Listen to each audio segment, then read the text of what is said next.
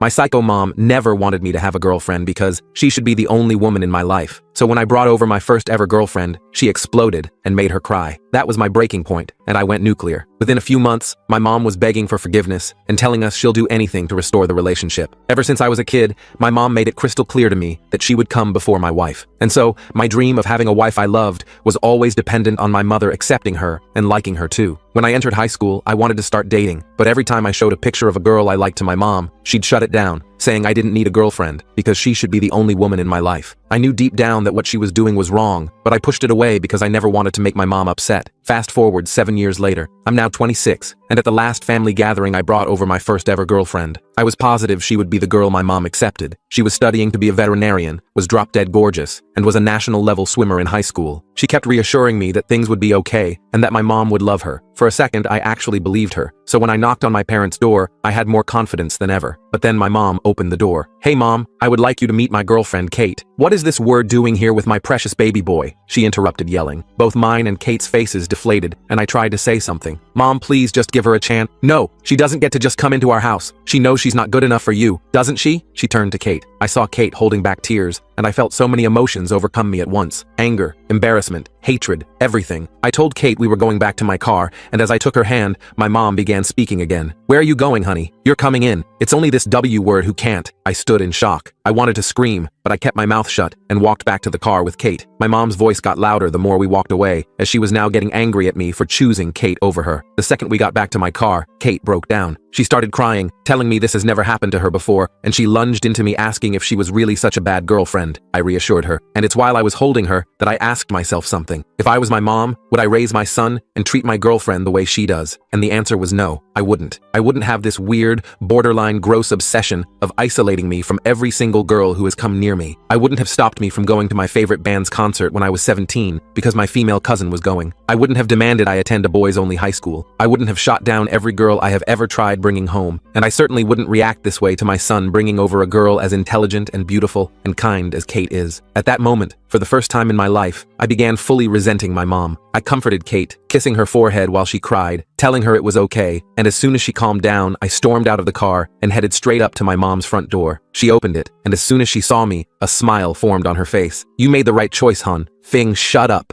Her face went white when I interrupted her. "I don't understand." "No, I don't understand," I interrupted her again. "What is wrong with you? Are you in love with me or something? Do you fantasize about me? Is that why you used to come into my room at night and cuddle me? Is that why you can't let me see a single girl in my life? Is that why you forced me to cut off every single female relative?" My mom was stumped. Her face became even paler, and for a second I actually thought my words were connecting with her, until of course, she turned sour again. "That's ridiculous. I just want you to understand that I raised you, no one else. The girls you pick need my approval. It's not my fault I have high standards." "High standards," I exploded. "The first girl I ever brought over, you threatened to cull her if she didn't leave your baby boy to you and you only." "Oh, you're exaggerating," she said in her usual dismissive tone. "No, I'm not, Mom. I hate you. I never want to see you again. I want you to know that. I'm in love with Kate. She's going to be my girlfriend, and hopefully my wife, and the mother of my kids, and you're not stopping it." I didn't even let her respond. I walked out and started heading back to the car. I got back in, where Kate was wiping the last of the tears off her face, but as I put the key in, I heard Kate, "Oh my God, is that your mom?" My mom was running out of the house and towards my car. I revved up the engine as fast as I could, but it wasn't fast enough. My mom was by the window, and she was punching it, screaming at me to roll it down, but I didn't. I just started driving. On our way home, I was furious. My mom kept calling me. Kate was telling me she's sorry for embarrassing me and asking me if I was sure I still liked her, but all the noise around me simply came in one ear out the other, because I was going to have a relationship with Kate, and I was going to make my mom back off. But then it hit me. I hadn't really dealt with her at all yet. The situation with my mom was far from over, and Kate seemed to sense my anxiety as we drove back to my apartment. "Your mom needs serious help, Matt," she said quietly, squeezing my hand as we pulled into my parking spot. I nodded, still seething with anger, but also feeling an unexpected wave of guilt wash over me, not for standing up to my mom, but for allowing her behavior to continue unchecked for so many years. Once inside my apartment, Kate and I collapsed onto the couch, emotionally drained from the confrontation. My phone continued to buzz incessantly with notifications from my mother, who had now escalated to sending rapid-fire text messages, ranging from guilt-tripping, "How could you do this to me after everything I've sacrificed?" to outright threats about what she'd do if I chose that woman over her. I finally muted my phone and tossed it aside, pulling Kate closer to me as she rested her head on my shoulder. We sat in silence for a while, while before Kate suggested that I might benefit from talking to someone professional about my relationship with my mom. "This isn't normal. You know that, right?" she whispered, and I nodded, the reality of my upbringing becoming clearer with each passing moment. That night, neither of us slept well. Kate was still processing the verbal assault she'd endured, and I kept waking up from nightmares where my mother was chasing us through endless hallways. By morning, I had 47 missed calls, 29 voicemails, and over 100 text messages, all from my mom. Most disturbing was her final message sent at 4:27 a.m. "I'm coming over to talk sense into you. That girl has poisoned your mind against me." I immediately called my dad, who sounded exhausted when he answered. "Your mother didn't come home last night," he sighed, and I felt my stomach drop. "She's been driving around looking for your place. I tried to stop her, but you know how she gets." I thanked him quickly and hung up, rushing to lock all the windows and doors, while Kate watched with growing concern. "We should call the police," she suggested, but I hesitated, not wanting to escalate the situation further. That hesitation proved costly when,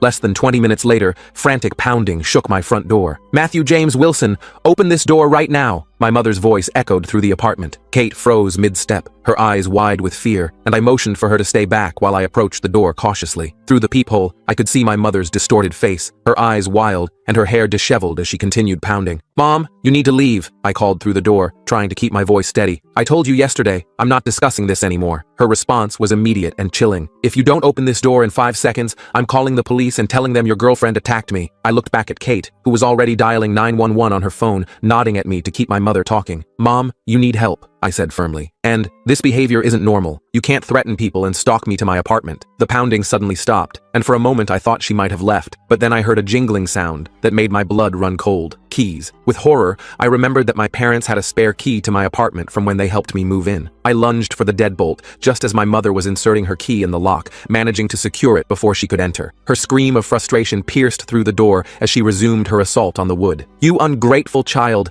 after everything I've done for you." Kate was speaking quietly but urgently into her phone, giving my address to the emergency dispatcher and explaining the situation. I backed away from the door as my mother's tirade continued, her threats becoming increasingly bizarre and disturbing. "I'll tell everyone what you did to me when you were 13, she shrieked, making me frown in confusion. I had no idea what she was referring to, but the implication was clearly meant to be threatening. 10 excruciatingly long minutes later, we heard sirens approaching, and my mother's ranting abruptly ceased. From the window, I watched as 2 police officers approached her in the hallway, speaking calmly while she gesticulated wildly toward my door. When they knocked, I opened it cautiously, keeping the chain on as I explained the situation. My mother immediately launched into tears, playing the role of concerned parent with an Oscar-worthy performance. "My son's girlfriend has been manipulating him," she sobbed to the female officer, who regarded her with professional detachment. "She's isolating him from his family who loves him." The officers separated us, one speaking with my mother in the hallway, while the other interviewed Kate and me inside the apartment. I showed the officer the barrage of texts and calls, explained the confrontation from yesterday, and how my mother had shown up unannounced at my apartment, threatening to make false allegations. The officer, a steady-eyed man named Peterson, listened carefully before sighing. "Family situations can be complicated," he said diplomatically, "but what you're describing sounds like harassment. Would you like to file a restraining order?" I hesitated, looking at Kate, who gave me an encouraging nod. "Yes," I finally said, feeling both relieved and heartbroken. "I think that's necessary at this point." What followed was an exhausting bureaucratic process of statements, paperwork, and court appearances. My mother fought the restraining order viciously, hiring an expensive lawyer who painted her as a loving mother, concerned about her son's well-being. Fortunately, her erratic behavior during the proceedings, including an outburst where she called the female judge a homewrecker who probably stole someone's husband, only strengthened my case. The judge granted a 1-year restraining order, requiring my mother to stay at least 500 feet away from both me and Kate. My father called me that evening, sounding more defeated than I'd ever heard him. "Your mother's not well, Matt," he said softly. "She's refused to admit it for years, but this might finally be the wake-up call she needs." He explained that he'd convinced her to see a therapist, though she maintained it was only to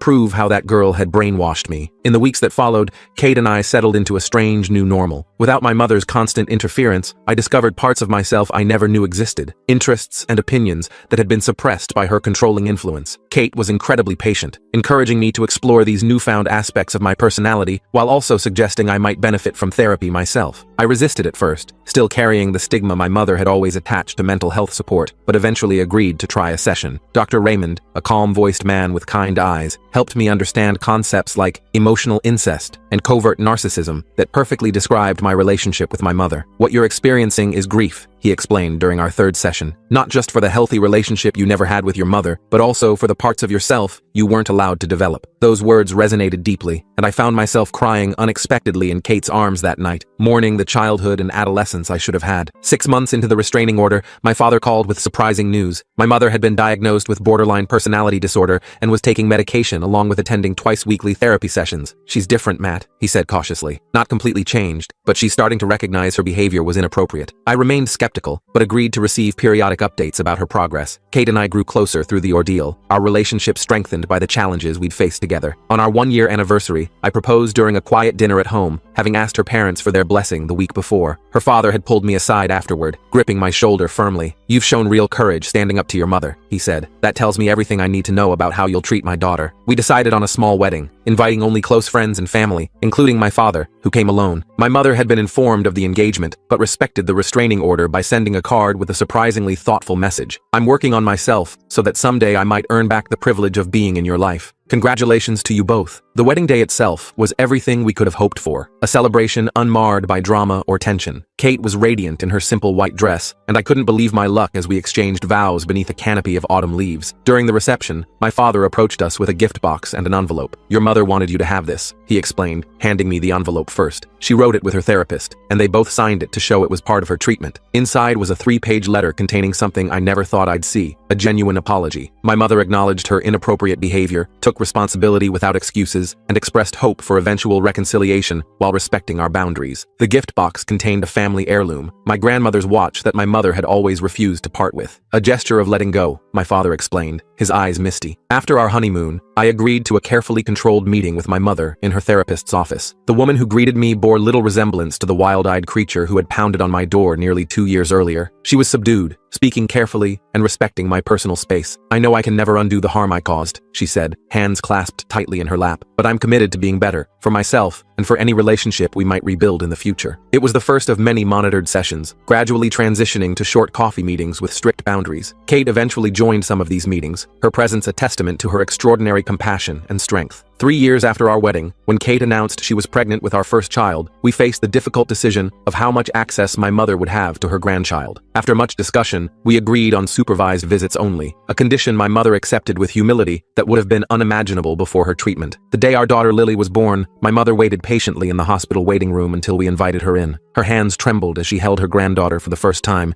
tears streaming down her face. "Thank you for this second chance," she whispered, careful to return the baby to Kate after just a few minutes. Our relationship with my mother will never be conventionally normal, but we've established a new paradigm based on mutual respect and firm boundaries. I still attend therapy regularly, working through the lingering effects of my upbringing, while Kate has become an advocate for families affected by personality disorders, starting a support group at the veterinary clinic where she now works as a senior practitioner. As for Lily, she's growing into a confident, joyful child who knows she is loved unconditionally, not as an extension of ourselves, but as her own person with thoughts, feelings, and dreams we're privileged to nurture. And that, perhaps, is the greatest victory of all, breaking the cycle and creating a family defined by healthy love rather than unhealthy obsession. So that's how I dealt with my mom, not with dramatic confrontations or permanent estrangement, but with boundaries, professional help, and the unwavering support of the woman who became my wife. It wasn't quick or easy, and there were many setbacks along the way, but the journey transformed not just my relationship with my mother, but my understanding of myself and what it means to truly love someone. I didn't fully grasp the depth of that transformation until my daughter was born. I remember standing in the hospital room, this tiny human bundled in my arms. My wife smiled at us from the bed, exhausted but radiant. My mom hovered near the doorway, uncertain for perhaps the first time in her life. I invited her closer, watched her eyes fill with tears as she met her granddaughter. That moment crystallized something important for me. The boundaries I'd established weren't walls to keep her out. They were guardrails to help us navigate a healthier path forward. My therapist had prepared me for this day. We'd talked extensively about breaking generational patterns. I needed to be vigilant about not repeating my mother's mistakes, while also not overcompensating to the point of neglect. Finding that balance became my daily mission. The early months with the baby were a blur of sleepless nights and endless diaper changes. My mom offered to help, and I agreed with clear conditions. She could come twice weekly for 3 hours, no unscheduled visits, and no undermining our parenting decisions. She pushed back at first, testing the boundaries like always. I stood firm, without anger, and her first visit was tense and awkward. She critiqued how I held the baby, and she questioned our feeding schedule. My wife caught my eye across the room, our silent communication system in full effect. I took a deep breath and redirected rather than confronted. The next visit went better. Mom brought homemade food and actually asked before picking up the baby. Small victories, and progress isn't linear though. A month later, she showed up unannounced at 7 a.m. on a Sunday. I answered the door in my boxers, dark circles under my eyes from a night of colic screams. Mom pushed past me with a bag of baby clothes she'd bought. I stopped her in the hallway, told her she needed to leave and call later for a scheduled visit. Her face crumpled like tissue paper. Old guilt came rushing back, that familiar undertow, but I stood my ground. And later that day, she called and apologized. That was a first. And we rescheduled for Tuesday afternoon. The real breakthrough came during a family dinner when my daughter was 6 months old. Mom started her usual narrative about how no one had ever loved me like she did, how she'd sacrificed everything for me. I felt my wife tense beside me, protective as always. But instead of letting it slide or fighting back, I tried something new. I acknowledged her love and sacrifices. Then I gently suggested there were many ways to love someone. The conversation shifted. It wasn't perfect, but it was progress. Years of therapy had taught me to recognize the wounded child inside my mother. Her own upbringing had been harsh and conditional. She'd never learned healthy attachment. That understanding didn't excuse her behavior, but helped me respond with compassion rather than reactivity. As my daughter grew from infant to toddler, the dynamics shifted again. Mom became obsessed with being the favorite grandmother. She brought excessive gifts, and she competed with my in-laws for attention. I implemented a gift limit policy for everyone. Mom complied, reluctantly, but she complied. And she started therapy herself around this time. Never mentioned it directly to me. My aunt let it slip during a family gathering. I didn't press Mom about it, and some journeys need privacy. My daughter's 3rd birthday party became an unexpected milestone. Mom helped with decorations without taking over, and she deferred to our plans. She actually collaborated with my mother-in-law on the cake. My wife squeezed my hand under the table, her eyes saying everything. That night, after everyone left, I found myself sorting through old photos, pictures of me at 3, my mother's arms wrapped around me possessively. I studied my face in those images, and the anxiety in my eyes, the tense little shoulders. Then I looked at photos from that day, of my daughter laughing openly, moving freely between all the adults who loved her. The contrast hit me hard, and I was breaking the cycle. This work affected my career too, and I became more assertive at the office, set clearer boundaries with clients, stopped taking on impossible deadlines to prove my worth. My boss noticed the change and respected it, promoted me. The extra money helped us buy our first house, a modest 3-bedroom with a yard. Mom offered to help with the down payment. I thanked her, but declined. Financial entanglements had always been her favorite leash. The house needed work, while weekends of painting and repairs. Mom showed up in old clothes, ready to help without criticism. She and my wife planted a garden together, small green shoots pushing through dark soil, and like hope made visible. My brother visited that summer, and he'd moved across the country years ago. Minimal contact with Mom. He watched our new family dynamic with wary confusion, asked me how I could stand to have her around at all. I explained about boundaries, and about the work we'd both done. He just shook his head, said I was a better person than him. I'm not though, and just someone who made different choices. The holidays used to be battlegrounds, and Mom demanding certain traditions, meltdowns if plans changed. And that year, we hosted Thanksgiving, made it potluck style. Mom brought her famous stuffing without insisting everyone acknowledge its superiority. She helped clean up afterward, and she left when she said she would. My wife cried after she went home, and said she'd never thought this was possible. I hadn't either, honestly. Raising a child while healing my own childhood wounds proved complicated. I found myself overreacting to normal developmental stages. My daughter's first tantrum triggered something primal in me. I walked away, hands shaking, and called my therapist the next day. We worked through it, developed strategies for separating my past from her present. My mother noticed these moments too. Once, after witnessing me struggle with my daughter's defiance, she approached carefully, said simply that I was doing a good job, that I was a good father. Those words shouldn't have meant so much coming from her, but they did. When my son was born 2 years later, the family dynamics shifted again. Mom seemed more relaxed this time, and less desperate to prove herself. She'd established her place in our family system, knew the boundaries would hold, and knew her role was secure if limited. My father had remained peripheral through all this. His presence in my childhood had been like furniture, there but unresponsive, and he called when my son was born, actually sounded interested, and started visiting more often, started talking more. Mom and Dad in the same room still generated tension. Some wounds never fully heal, but they managed civil interactions centered around the grandchildren. My therapist helped me understand I couldn't fix their relationship, only navigate my own connections to them. Work stress peaked when my son was 6 months old. A major project went sideways, and deadlines loomed impossible. Sleep deprivation clouded everything, and old patterns beckoned. Work myself to exhaustion, and prove my worth through productivity. I caught myself this time, and requested deadline extensions, delegated where possible, and made it home for dinner most nights. My wife's career was taking off too, and we juggled childcare and household responsibilities, sometimes smoothly, sometimes with friction. Mom offered to watch the kids one afternoon a week. Consistent, reliable help. and she followed our parenting guidelines without comment. One day I arrived to pick them up and found her reading to them. No pressure, no performance, and just presence, just love with open hands. The contrast with my own childhood stories hit me. Friendship became possible between us around this time. Not just mother-son obligation, but actual enjoyment of each other's company. We discovered shared interests in gardening and history documentaries, simple pleasures without emotional manipulation. And my daughter started kindergarten. Mom came for the first day photos. She stood back, letting us have our moment while still being included. Later, she showed me a photo of my first day, same age. Her gripping my hand so tight my fingers were white, history, not repeating itself. And my brother's wedding brought extended family together. Old tensions surfaced immediately, and aunts who enabled mom's worst behaviors, cousins who remembered how she'd treated me, side comments and raised eyebrows when they saw us interact civilly. Mom felt it too, and grew withdrawn at the reception. I found her alone on the venue's patio. For once, I didn't feel responsible for her emotions. I sat with her briefly, and acknowledged things were different now.